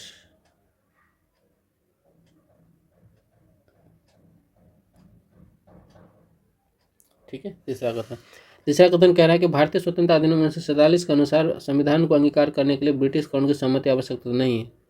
उसके बाद जो है संप्रभु था ना संविधान सभा, तो हम स्वयं जिम्मेदार थे, हमारी सहमति जो है वह ब्रिटिश से लेने की जरूरत नहीं थी। तो तीसरा कथन गलत है, तो केवल 1 और 2 सही होगा, इसका उत्तर ए हो जाएगा। ठीक है, तो ये तो पूर्ण स्वराज वगैरह सब आप जानते ही हैं। इस संविधान ने ब्रिटिश शासन से पूर्ण स्वतंत्रता के लिए भारत की मांग को औपचारिक घोषणा को चिन्हित किया था और इसलिए लक्ष्य की प्राप्ति के लिए अपना तिथि चुना था, अपनाया गया था। कुछ प्रावधान तुरंत लागू हो गए थे, जिसमें नागरिकता था, अनुच्छेद 5 से 11 लागू हो गए थे। चुनाव, अनुच्छेद 324 लागू हो गए थे। अस्थायी संसद एवं शासन के लिए अस्थायी प्रावधान से संबंधित प्रावधान जो थे वो 2, वो भी लागू हो गए थे। तो 4 प्रावधान जो है लागू हो गए थे 26 नवंबर 1949 को ही। ठीक है, 1950 को पूरी संविधान को संप्रभु सरकार के संक्रमण के सुविधा के लिए आवश्यक थे। ठीक है, तो संविधान को अपनाने के लिए ब्रिटिश कानून की सहमति की आवश्यकता नहीं थी। स्वतंत्रता अधिनियम 1947 के पास होते ही क्या हो गया था, भारत और पाकिस्तान डोमिनियन को संप्रभु दे दिया गया था। तो संविधान सभा को बाहरी अनुमोदन के बिना संविधान निर्माण एवं अपनाने का पूर्ण अधिकार था। ठीक है, चलिए अब यहाँ पर है संविधान सभा की जो कुछ समितियां बनी थी उससे संबंधित है कि उनके अध्यक्ष कौन थे। तो प्रक्रिया और नियम समिति, इसके अध्यक्ष कौन थे, डॉक्टर राजेंद्र प्रसाद थे। प्रक्रिया और नियम समिति कौन थे, डॉक्टर राजेंद्र प्रसाद इनके अध्यक्ष थे। मूल अधिकार उप समिति जो है वह जेबी कृपलानी, ये सही है, मूल अधिकार उप समिति जेबी कृपलानी थे। प्रांतीय संविधान समिति सरदार वल्लभ भाई पटेल, ये संचालन समिति के अध्यक्ष भी डॉक्टर राजेंद्र प्रसाद थे। तो ये सही थे, इसमें 3 सही है, 2, 3 और 4। ठीक है, 1 गलत है। ठीक है, तो केवल 3 सही है इसमें। भारत की संविधान सभा ने संविधान का मसौदा तैयार करने के लिए विभिन्न पहलुओं पर संबोधित करने के लिए कई समितियों का गठन किया था, जिसमें प्रक्रिया नियम समिति डॉक्टर राजेंद्र प्रसाद जो है इनके अध्यक्ष थे। ठीक है, उनका देखना था कि कामकाज सुचारू रूप से चले और प्रक्रियात्मक जो है नियम तैयार करना जो है उनको सौंपा गया था। मूल अधिकार उप समिति जो है इसकी अध्यक्षता कौन कर रहे थे, तो जेबी कृपलानी ने किया था। ठीक है, तो मूल अधिकार को संविधान के भाग 3 में रखा गया है। प्रांतीय संविधान समिति ठीक है, तो प्रांतों का संविधान होगा नहीं होगा, कैसा होगा और प्रांतों को किस तरीके से शामिल किया जाएगा, तो इनके लिए जो संविधान समिति थी प्रांतों के अधिकार के लिए, वो थे कौन, सरदार वल्लभ भाई पटेल उनके अध्यक्ष थे। ठीक है, संचालन समिति डॉक्टर राजेंद्र प्रसाद ने संचालन समिति की अध्यक्षता की थी, जिसने संविधान सभा की गतिविधियों के समय सीमा का समन्वय किया था कि संविधान सभा कैसे कैसे चलेगा। इसकी संचालन समिति जो है वो के अध्यक्ष डॉक्टर राजेंद्र प्रसाद थे। ठीक है, चलिए 23वें प्रश्न पे चलते हैं। भारत की संविधान सभा के संबंध में निम्नलिखित कथनों पर विचार कीजिए। संविधान सभा के सदस्य प्रत्यक्ष रूप से भारत के लोगों द्वारा चुने गए थे। तो ये गलत कथन है, ये प्रत्यक्ष रूप से भारत के लोगों द्वारा नहीं चुने गए थे। ठीक है, वहाँ के जो प्रांतों के विधानसभाएं थी वो चुन करके उनको भेजे थे और रियासतों ने चुन करके भेजा था। संविधान सभा में सीटें जनसंख्या के आधार पर प्रांतों एवं रियासतों में आवंटित की गई थी, तो ये कथन सही है। संविधान सभा की स्थापना 1946 के कैबिनेट मिशन के तहत की गई थी, तो ये भी सही है। कैबिनेट मिशन कौन लेकर के आए थे? तो माउंटबेटन। ठीक है, तो 2 और 3 इसका उत्तर हो जाएगा, है ना। सही कथन चुनना है ना, तो 2 और 3 इसका उत्तर हो जाएगा, बी इसका उत्तर हो गया। ठीक है, तो संविधान के सदस्य जो है प्रत्यक्ष लोकतंत्र भारत के लोगों द्वारा नहीं चुने गए थे, इसके स्थान पर वे अप्रत्यक्ष रूप से प्रांतीय विधानसभाओं के सदस्यों द्वारा चुने गए थे। ठीक है, जिनको भारत सरकार अधिनियम 1935 के द्वारा जो है प्रांत का गठन करके जो चुनाव कराया गया था, 1937 में पहला चुनाव हुआ था, उसके तहत जो सरकारें बनी थी उन्हीं के जो विधानसभा थी उसी के द्वारा चुना गया था। यह विधानसभा एक सीमित मताधिकार प्रणाली के माध्यम से चुने गए प्रतिनिधियों की गठित की गई थी। इसके अतिरिक्त रियासतों के प्रतिनिधियों को उनके शासकों द्वारा नामित किया गया था। तो रियासत के जो शासक है वो अपने प्रतिनिधि भेज सकते हैं या स्वयं आ सकते हैं। ठीक है, तो संविधान सभा में सीटों प्रांतों और रियासतों में उनकी आबादी के आधार पर बांटी गई थी। प्रांतों को कितनी सीटें दी गई थी? तो 292 सीटें दी गई थी। रियासतों को 93 सीटें आवंटित की गई थी। प्रत्येक सीट लगभग 1 मिलियन आबादी यानी कि 10 लाख आबादी पर एक सीट घोषित किया गया था। ठीक है, संविधान सभा की स्थापना जो है वर्ष 1946 में कैबिनेट मिशन की योजना के अनुसार की गई थी, जिसने संविधान का मसौदा तैयार करने के लिए निकाय के निर्माण का प्रस्ताव दिया था। योजना में विधानसभा की संरचना और चुनाव प्रक्रिया को रेखांकित किया गया।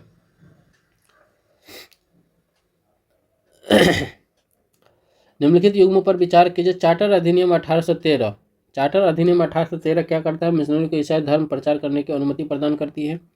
चार्टर अधिनियम 1853 सिविल सेवाओं के लिए प्रतियोगी परीक्षा आरंभ करवाती है। ठीक है, भारतीय परिषद अधिनियम 1861 के बोर्ड ऑफ कंट्रोल और कोर्ट ऑफ डायरेक्टर्स को समाप्त करके दोहरी सरकार की प्रणाली को समाप्त कर दिया जाता है। भारतीय परिषद 1892 विधान परिषदों के लिए अप्रत्यक्ष रूप से चुनाव करने की व्यवस्था प्रदान की जाती है। ठीक है, तो इसमें कह रहे हैं कितने कथन सही हैं? तो केवल 3 कथन सही है। कौन कौन सही है? देखिए, चार्टर अधिनियम जो किधर गया, 1 2 तो सही था ना। हाँ, ये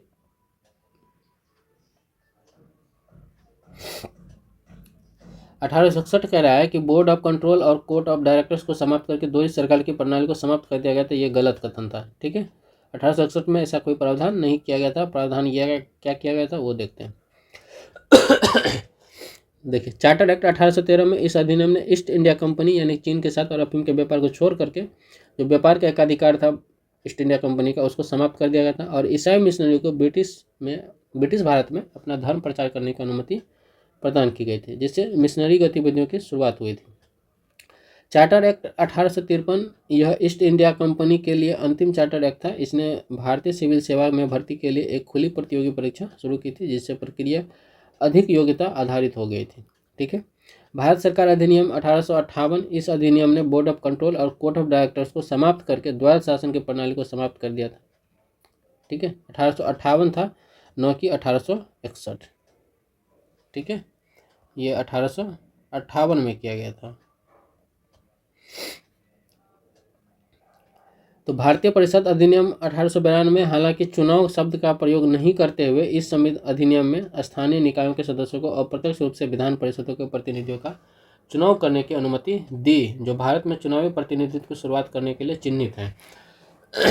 ठीक है, 25वां प्रश्न कह रहा है कि डिजिटल इंडिया अधिनियम 2024 के संदर्भ में निम्नलिखित कथनों पर विचार करना है। यह सूचना प्रौद्योगिकी अधिनियम 2000 को प्रतिस्थापित करता है। ठीक है, तो अब यहाँ से करंट अफेयर्स है, जो 6 प्रश्न होंगे वो करंट अफेयर्स होंगे। तो कह रहा है कि यह सूचना प्रौद्योगिकी अधिनियम 2000 को प्रतिस्थापित करता है, तो ये कथन सही है।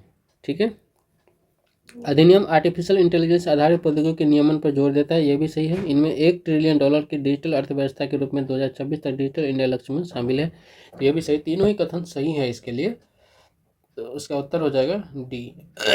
ठीक है, तो जो डिजिटल इंडिया अधिनियम 2024 पारित किया गया है वो जो 2002 का जो प्रौद्योगिकी अधिनियम था, सूचना और प्रौद्योगिकी अधिनियम ICT एक्ट, ठीक है, सॉरी हाँ इंफॉर्मेशन टेक्नोलॉजी एक्ट, उनको क्या करता है, उसके स्थान पर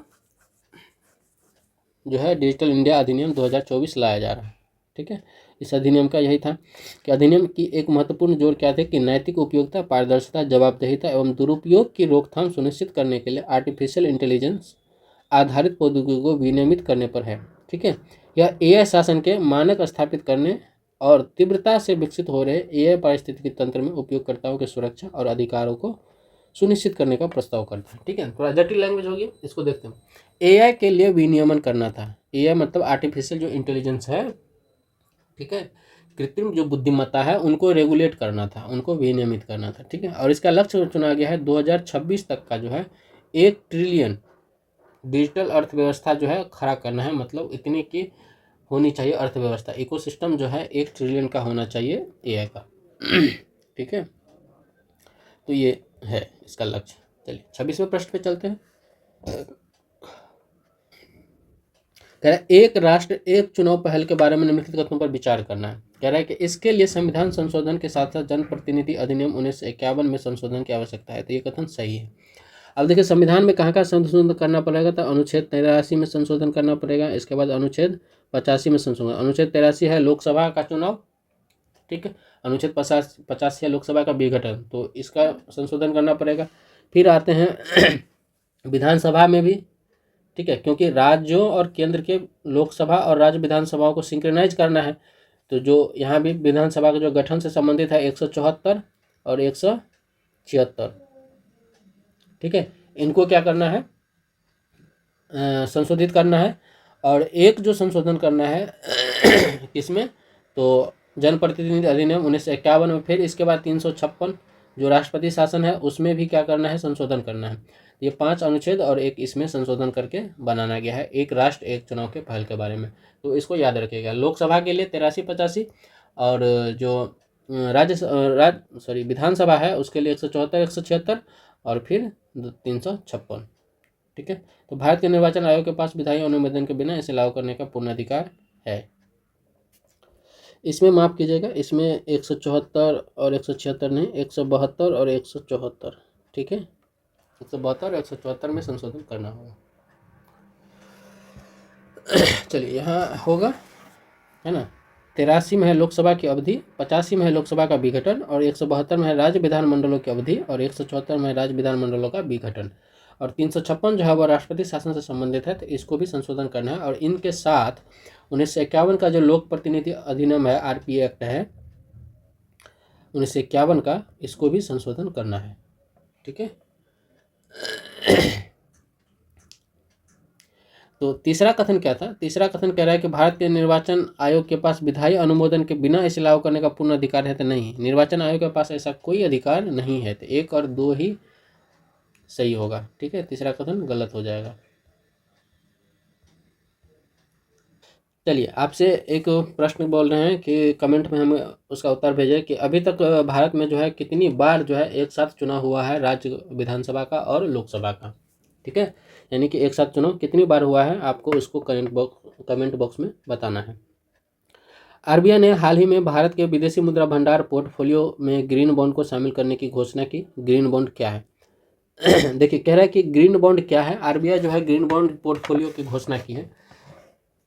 तो ग्रीन बॉन्ड क्या होता है? ग्रीन बॉन्ड जो होता है जो कर मुक्त रिटर्न की गारंटी देते हैं। इसमें कह रहा है कि अक्षय ऊर्जा परियोजनाओं के लिए जारी किए गए बॉन्ड है। ये अस्थायी अवसंरचना वित्त पोषण के बॉन्ड है। तो ये कथन सही है, ठीक है। जो अवसंरचना इंफ्रास्ट्रक्चर बन रही है, ठीक है, जो डेवलपमेंट होती है बनाते हैं उसमें वित्त पोषण करना है। लेकिन वो बॉन्ड क्या होना चाहिए कि जो इंफ्रास्ट्रक्चर बन रही है वित्त पोषण करना है वो अस्थायी होना चाहिए और ग्रीन का मतलब क्या होगा कि इकोसिस्टम के अनुकूल होना चाहिए, ठीक है। तो इसका उत्तर हो जाएगा सी 27 का। तो ग्रीन बॉन्ड क्या है? तो ऋण साधन है जिसका उपयोग अस्थायी बुनियादी अवसंरचना और जलवायु के अनुकूल परियोजनाओं के वित्त पोषण के लिए किया जाता है। तो ये इंपॉर्टेंट पॉइंट है, वहाँ पे आपको ये याद रखना है, ठीक है। भारत के विदेशी मुद्रा पोर्टफोलियो का ये हिस्सा है। विदेशी देखिए दो तरह से हम लोग ऋण लेते हैं विदेशों से, एक तो पोर्टफोलियो है और एक है डायरेक्ट इन्वेस्ट, ठीक है। तो FPI है एक और एक है FDI। तो FPI का ये हिस्सा है आरबीआई के तहत, ठीक है। तो ग्रीन बॉन्ड की अवधारणा कब आती है? 2000 में ही आता है, 2000 के दशक में आती है।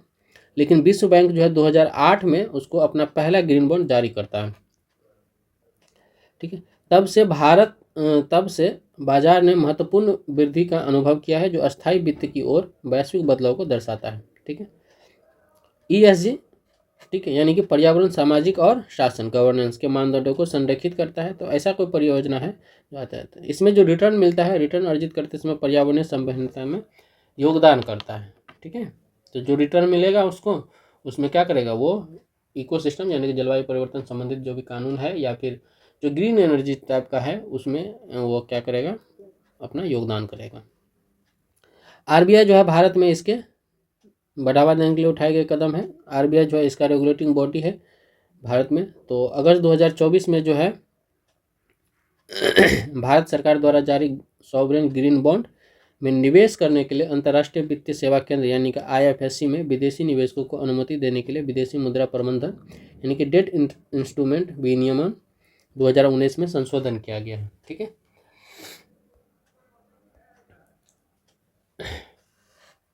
28वां प्रश्न कह रहा है कि भारत के व्यापारिक निर्यात में हालिया वृद्धि निम्नलिखित में से किस कारण के लिए जिम्मेदार है। तो कह रहा है भारत जो है निर्यात में वृद्धि हुआ है, तो उसके लिए कौन कौन जिम्मेदार है। तो संयुक्त अरब अमीरात और ऑस्ट्रेलिया के साथ मुक्त व्यापार समझौता है, ये बिल्कुल है। यूएई और ऑस्ट्रेलिया के साथ एफटीए हुआ है, एफटीए एग्रीमेंट हुआ है, तो उस एग्रीमेंट के तहत जो है वो भारत का निर्यात बढ़ा है। भारतीय फार्मास्यूटिकल्स की वैश्विक मांग, भारतीय जो फार्मास्यूटिकल्स है दवाओं की विश्व में मांग बढ़ी है, तो ये भी एक क्या है, कारण है। और SEZ यानी कि विशेष आर्थिक क्षेत्र में नियमों में छूट दी गई है। विशेष आर्थिक क्षेत्र होती है जैसे जितने भी प्रतिबंधित क्षेत्र होते हैं ना इकोसिस्टम से संबंधित इन्वायरमेंट के लिए, तो उसमें एक क्षेत्र बनाता है। जैसे मान लीजिए इतना क्षेत्र प्रतिबंधित है तो एक इतना क्षेत्र को तक को घेरा जाता है, इसको बफर जोन कहा जाता है। तो इसमें जो आपको कार्यकलाप करना है, कोई इंफ्रा लगानी है, तो इस इंफ्रा को लगाने के लिए आपको जो नियम बनाए गए उन नियमों में अब ढील दी गई है। ठीक है, ताकि यहाँ पे डेवलपमेंट किया जा सके। तो यहाँ जो डेवलपमेंट करने के लिए नियमों में ढील देते, इससे भी क्या हुआ, निर्यात बढ़ा है, क्योंकि यहाँ पे उत्पादन बढ़ी है। उत्पादन बढ़ने से क्या हुआ कि वस्तुएं बाहर भेजी गई हैं। तो ये तीसरा कथन भी क्या है, सही है। ठीक है, तो तीनों ही कथन इसमें सही हो जाएंगे, तो डी इसका उत्तर हो जाएगा। आई थिंक डी ही होना चाहिए। ठीक है, डी ही उत्तर है। तो यूएई और ऑस्ट्रेलिया के साथ मुक्त व्यापार समझौता हुआ है, इसके साथ क्या क्या समझौता देखिए। ठीक है, आर्थिक सहयोग, ऑस्ट्रेलिया के साथ आर्थिक सहयोग और व्यापार समझौते एकटा ने द्विपक्षीय व्यापार को काफ़ी बढ़ाया है। ठीक है, ये समझौते जो है बाजार अधिगम, कम टैरिफ और व्यापार सुविधा प्रदान करते हैं, विशेष रूप से रत्न एवं आभूषण, वस्त्र एवं मोटर घटकों जैसे क्षेत्रों के लिए। ठीक है, तो जो मोटर वाहन है उस क्षेत्र और जो ज्वेलरी है, कपड़ा है, उसके क्षेत्र में। जेनरिक दवाओं का पूरी दुनिया में डिमांड बढ़ी है। भारत में करीब 40% हिस्सा जो है, अमेरिका में जितनी भी जेनरिक दवाई बिकती है उनमें भारत का 40% हिस्सा है। यूके के सभी दवाओं का 25% हिस्सा जो है भारत आपूर्ति करता है। इसके अतिरिक्त 20% बाजार हिस्सेदारी जो है पूरे विश्व का भारत पर है।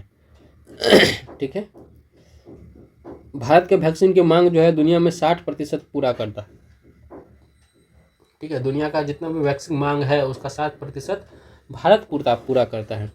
ठीक है, SEZ के नियमों में छूट दी गई है। इसमें जो भूमि निर्मित क्षेत्र की आवश्यकताओं की समीक्षा और छूट विकास के लचीलेपन को बढ़ाने के लिए न्यूनतम भूमि और निर्मित क्षेत्र मानदंडों का पुनर्मूल्यांकन किया गया है। पट्टा समझौते में लचीलापन दिया गया है। ठीक है, जो डेवलपर्स को संबंधित राज्यों के साथ जो है संरेखित करते हुए जोन के भीतर, ठीक है, क्षेत्र के भीतर जो हितधारकों के साथ दीर्घकालिक पट्टा समझौते में प्रवेश की अनुमति दी गई है कि आप ज़्यादा टाइम तक क्या कर सकते हैं, पट्टा पे ज़मीन ले सकते हैं या फिर कोई भी काम कर सकते हैं। तो प्राधिकरण का जो पट्टा जोन है ये सभी मंजूरी दी गई है। ठीक है, 29वां प्रश्न कह रहा है कि वर्ष 2023 में भारत द्वारा आयोजित G20 शिखर सम्मेलन में निम्नलिखित में से किस पहल की घोषणा की गई है। तो ग्लोबल बायोफ्यूल्स अलायंस की गई है। ठीक है, यानी कि वैश्विक जैव ईंधन गठबंधन किया गया है, तो ये कथन सही है। रेजिलियंट इंफ्रास्ट्रक्चर के लिए साझेदारी की गई है, ये भी सही है। ग्रीन हाइड्रोजन फ्रेमवर्क संक्रमण किया गया है, तो ये भी सही है। ठीक है, तो तीनों ही कथन क्या है, सही है। इसका उत्तर हो जाएगा डी। ठीक है, आप इसको देख लीजिए, इसमें ऐसा कुछ है नहीं जो बताया जाए। जैव ईंधन गठबंधन आप समझते, जैव ईंधन के लिए विश्व के साथ गठबंधन किया गया है, अलायंस किया गया है, ताकि उसमें ऊर्जा सुरक्षा में योगदान दी जा सके। ठीक है, रेजिलियंट इंफ्रास्ट्रक्चर का मतलब होता है जो जलवायु संबंधी आपदा प्रवृत्ति को देखते हुए जो जितने भी इंफ्रास्ट्रक्चर बनाए जाएंगे उनको जलवायु संबंधी जो कारक हैं जो उनके प्रतिकूल घटनाओं का अंजाम देता है उसको प्रभावी ढंग से सामना कर सके या उनसे उबर सके, उसके लिए इंफ्रास्ट्रक्चर डेवलप की जाएगी। तो उसके लिए साझेदारी की गई है, तो ये भी ठीक है। ठीक है, हरित हाइड्रोजन का ढांचे में संक्रमण जो ग्रीन हाइड्रोजन का उत्पादन है, भंडारण है, ठीक है, और उपयोग है, उनको बढ़ावा देने के लिए क्या है, समझौता किया गया है, ठीक है। तो ये सब हुआ था। चलिए, Kunming Montreal global biodiversity framework के संबंध में निम्नलिखित कथनों पर विचार करें। यह कह रहा है कि आईची जैव विविधता लक्ष्यों को प्रतिस्थापित किया गया है, तो ये कथन शायद सही है, ठीक है, ये कथन सही है। आईची जैव विविधता लक्ष्यों को प्रतिस्थापित किया गया है, तो ये कथन सही है। यह वर्ष 2030 तक 30% भूमि की सागरीय संरक्षण के लिए एक वैश्विक लक्ष्य निर्धारित करता है। 30/30 जो है, इसका एक फॉर्मूला चला है, 30/30 मतलब 30% 2030 तक, ठीक है। तो ये 30/30 का जो है वो रूल चलता है, तो ये भी कथन सही है। भारत में फ्रेमवर्क हस्ताक्षर के दौरान वित्तीय तंत्र के बारे में चिंताएं व्यक्त की थी, तो ये भी कथन सही है, ठीक है। हस्ताक्षर के दौरान जो है वित्तीय तंत्र के बारे में चिंताएं व्यक्त की थी, भारत द्वारा की गई थी, तो ये भी कथन सही था, डी इसका उत्तर हो जाएगा। तो COP15 जो है वह दिसंबर 2022 में हुई थी। इसी पर जो है, इसी को Kunming Montreal global biodiversity framework कहा गया है। और 2030 तक उसमें क्या गया था, समझौता किया गया था, जैव विविधता के ह्रास को रोकना है और इसका पुनर्भंडारण करना है, ठीक है। तो जो GBF है, यानी कि जैव विविधता ग्लोबल बायोडायवर्सिटी फ्रेमवर्क, GBF जैव विविधता 2011 से 20 तक का लक्ष्य किया गया था, ठीक है, सफल बना था। और आईची जैव विविधता के लक्ष्य को इसमें शामिल कर लिया गया, तो इसीलिए उसका क्या है, स्थान ले लिया है, ठीक है। नया कार्य ढांचा जो है जैविक जैव विविधता संरक्षण प्रयास के लिए अद्यतन किया गया है, अपडेट किया गया है, और प्रायोजन निर्धारित की गई है। 30/30 अभी बताएं कि उसका लक्ष्य के लिए जाना जाता है, यानी कि 2030 तक 30% जो है वह कटौती करना है, ठीक है। तो ये था। और भारत ने कार्य ढांचे के लक्ष्यों को प्रभावी ढंग से लागू करने के लिए पर्याप्त वित्तीय संसाधनों और लाभों में समान वितरण की आवश्यकता पर बल दिया था, तो ये कथन सही है, ठीक है। तो ये आज का था, हमने 30 प्रश्न किया है, ठीक है। नेक्स्ट वीडियो में हम लोग अगले जो टेस्ट 2 है दूसरे दिन का, वो लेके आएंगे, ठीक है। और उसमें जो अध्याय होंगे, चैप्टर्स होंगे, वो होंगे 1858 तक का, जो हिस्ट्री में 1858 तक का पूरा होगा, ठीक है। उसके बाद पॉलिटी में जो है DPSP तक, ठीक है, यानी कि इसमें प्रस्तावना और भारतीय राज्य क्षेत्र, भारतीय राज्य क्षेत्र, तो ये 2 किया जाएगा, ठीक है। थोड़ा बहुत जो है फंडामेंटल राइट का भी होगा, तो इतना ये 2 टॉपिक आप कर लीजिएगा रिवीजन, और इसके बाद फंडामेंटल राइट और DPSP का एक अलग शायद तीसरे टेस्ट में है, मुझे देखना होगा, तो वो लेकर के आएंगे, ठीक है। ये इतना हो जाएगा। चलिए, मिलते हैं अगले वीडियो में, तब तक के लिए नमस्कार। और कमेंट करके बताइए कि आपको ये वीडियो कितना कैसा लगा और कितना हेल्पफुल है आपकी तैयारी में, ठीक है। बहुत से लोग जो है कह रहे हैं कि सिलेबस का PDF मुझे भेज दीजिए, तो देख रहा हूँ मैं PDF, ठीक है, जैसे अवेलेबल होता है मैं उस पर एक अलग से वीडियो बना करके अपलोड कर दूँगा। वीडियो को शेयर जरूर कीजिएगा, ज़्यादा से ज़्यादा शेयर कीजिए। धन्यवाद।